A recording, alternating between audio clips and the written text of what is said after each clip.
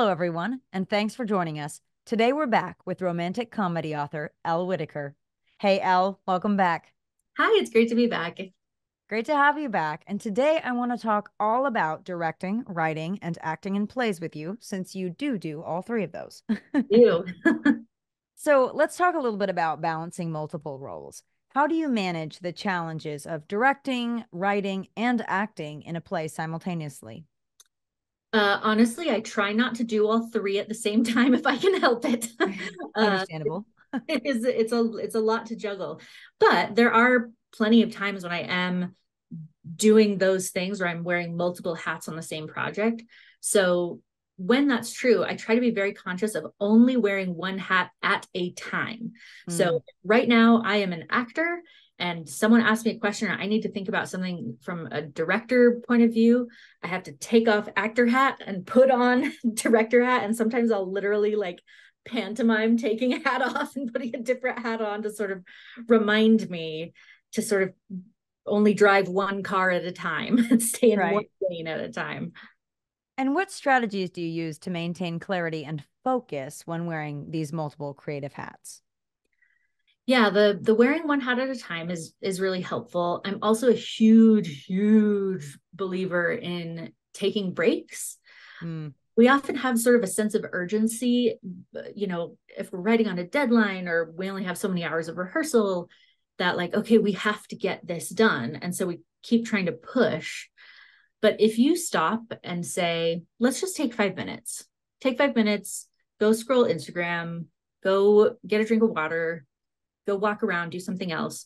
When you come back, you will work much more efficiently and your clarity and focus will be much better than if you had tried to just like elbow your way to the end of the right. thing. And my final thought is to ask for help.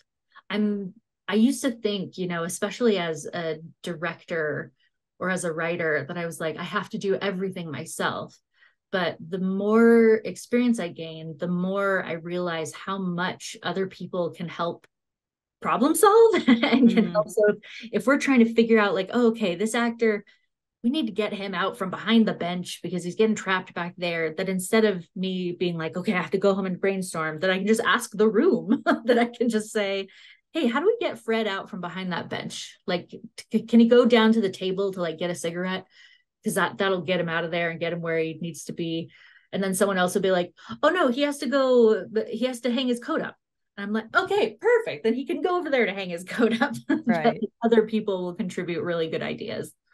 Oh, that's fascinating. And speaking of the characters, when writing a play, how do you approach character development, especially when you might also be acting in those roles?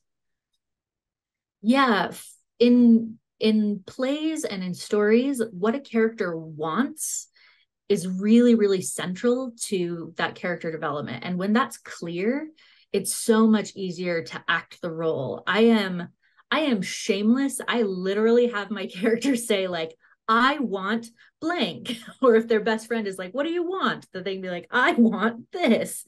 Because if I know that this character wants to buy the old schoolhouse for her family business to turn into a restaurant, that motivates all the things that she's doing. And if underneath that want is, I want my parents to be proud of me, that Mm, really motivates everything that that character does. that's interesting. And do you find it easier or more challenging to write characters you'll be performing? It's way easier for me, especially when it comes to dialogue. Like, I know what phrasing feels natural to me. Mm, So sometimes when I'm acting scripts that I did not write, I have to sort of like wiggle my way through something, like the way that the dialogue is phrased. But if I write it, then I just know what feels natural. It also means that I can be very specific about how personal or not personal I want mm. to be. That I may say, okay, I'm ready and I want to share this personal thing with audiences. Or I can say, no, I don't want to share that with audiences and I can leave it out. That's interesting. And on that note, as a director of your own work and your own scripts, how do you maintain an objective perspective on the material? Having outside eyes is like so helpful, whether it's like fellow writer friends or fellow directors or just collaborators in general. There are times when sometimes I'll ask someone for feedback and they'll give me feedback, and I have to give myself like 3 to 5 business days to like tend to my wounded ego. But You then know, after that, then once I kind of give myself time to like feel my feelings about it and then step back, 9 times out of 10, the person is right, and what they had shared is really helpful. And I also, especially with something like a play or even a screenplay for like film or television, that art form is collaborative at its core, that the story is not just told by the actor and the writer and the director, it's also told by the lighting designer and the costume designer and the set construction and the sound design. There's so many elements. So if I open my own stories up to other people's insights, they will take that and elevate it to something far beyond something I could have done on my own. and with that collaboration, what steps do you take to ensure that your story comes across as you envisioned while also being open to new interpretations? Yeah, working with collaborators that I trust is really helpful. At this point in my career, I sort of know the people who share my philosophy or aesthetic or way of working, and I know the people who don't. And it doesn't mean I always will work with the people that I share those things with, but it just means I approach it a little bit differently. I think it's really valid for artists to have like maybe 1 or 2 things that you're like, this is really central to my vision and this is really important to me. Mm. But other than that, like being open to other people's ideas. The other thing that's really helpful is keeping your vision not quite vague, but able to be interpreted in different ways. So instead of having a vision of like, it's really important to me that this actor walks from this side of the stage to sit on the couch next to this person in this moment, that instead of thinking it like that, I can think of the thing that's really important to me in this moment is connection between those 2 characters and the fact that this character initiates that connection. Right. And it means that there's room within that of like, if you want connection, then he doesn't have to sit on the couch. He can just like take a step in, or he can sit on the couch and like hold her hand. That there's lots of different ways to interpret that if you distill what you want and your vision down to its very essence and core. And on that topic of intimacy, given your experience with that and direction, how do you approach writing and staging intimate scenes in plays? Yeah, the best intimate scenes are really grounded in story and in character. Mm. That asking questions instead of just like, he kisses her, it's hot.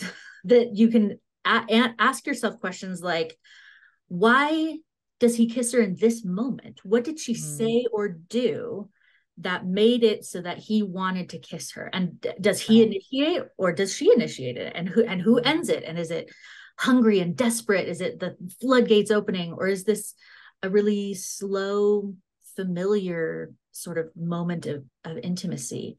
And the more specific you can get, the more effective that intimacy is going to be. And what advice do you have for ensuring that these scenes are handled with sensitivity and respect, both on the page and on the stage? My biggest advice is to be very specific about your reasons for writing something. Even if the reason is the production wanted more nudity or readers expect more sex, like even if that's the reason, to know why you're writing it. And if you have a very specific vision or character development you want to communicate, do so on the page. So instead of writing simply, they have sex on the couch, you can get specific about, is it drunken? Is it tender? Is it awkward? Is it very tentative? Is it inexperienced? That to get specific about it. And actors and directors and intimacy professionals can take that story and come up with choreography that works for actors and for all of the other elements in the scenes. The other advice I have is to hire an intimacy professional if that's available to you, whether it's an intimacy director for stage performance or coordinator for film and television, because they can help navigate not only the sensitivity and respect, but also some of that choreography that they may have insights of, like, if you arch your back a little bit more or move your breath higher up into your chest, that will tell more of a story of arousal. Well, Elle, thank you so much. That was wonderful insight on directing, writing, and acting in plays. It was wonderful to talk about it. That's all the time we have for today. Thank you, everyone, for tuning into today's interview with romantic comedy author Elle Whitaker. Be sure to check out our website for more videos. Wishing you all a fulfilling and successful writing journey.